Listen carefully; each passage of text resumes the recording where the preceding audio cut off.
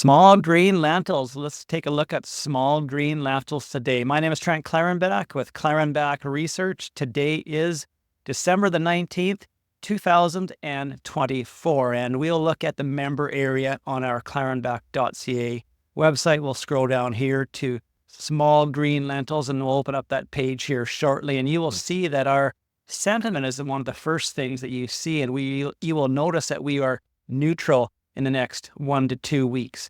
We are also neutral in the 2 to 4 week time horizon, but we are bearish 4 weeks out in the longer term as we respect the longer term downtrend. We'll look at the charts to get a better handle, a better idea of what I am looking at. This here is our Klarenbach price index for Saskatchewan delivered the plant.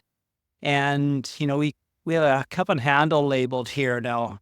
Here's a technical term I'll share with you as a cup and handle pattern. We have a cup and a handle. And once we broke out above the top, made new highs above that, the cup itself, then I had strong ideas that we could see maybe this was a cup and handle pattern and we continue growing higher.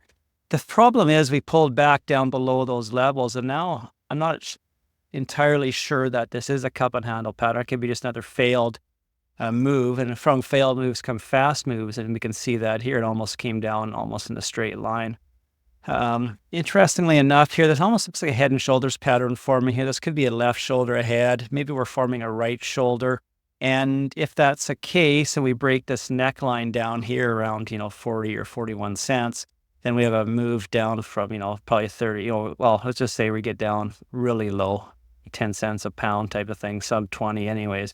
Seems hard to imagine, but I mean, these are commodity markets, and it doesn't matter what the cost to produce them are. It's all a subject of supply and demand and ability to pay. This here is the logarithmic chart, and I drew a trend line here with the high of 1994 touching with, well, it looks like 2007, 2008. You can see where it's been acting as both resistance and support, but we're now trading back above that long-term trend line, which is a positive thing for the longer term. What we want to do is look at the short term, though. This is our short-term chart, and you can see the breakout, and this is actually an inverted head and shoulders move, which is kind of interesting. And right now we had that pullback from the high. We found support at the previous support level, and we had a nice little rally up to the 55 cent level. That's what my index is trading at, roughly 55 cents. And we became bullish when we broke above that 10-week moving average sometime, I don't know, April or September. I'm not sure when that was exactly, but nonetheless, it doesn't matter. That was in the past. We've been bullish for a while. What to expect right now? Well, what often happens is we got this pullback to this 38.2% retracement level. Now, sometimes, and what we almost anticipate will happen is the price comes back down to this previous lower fib level before it rallies up higher. So maybe we get a pullback down to that 51 cent level, and maybe we see a rally up to 58.5, maybe as high as 61 cent. Interestingly enough, right around that 60 cent level, 58.5, there is some previous resistance and support. So maybe that's where maybe that's as high as it gets. But these things don't move in straight lines. They often move in 3 waves. So right now we have 1 wave down. We're working on a wave, the second wave up. And we do anticipate this to be an ABC correction. So A, B, and C. And we come down and we make new lows. Maybe we make new lows at 40.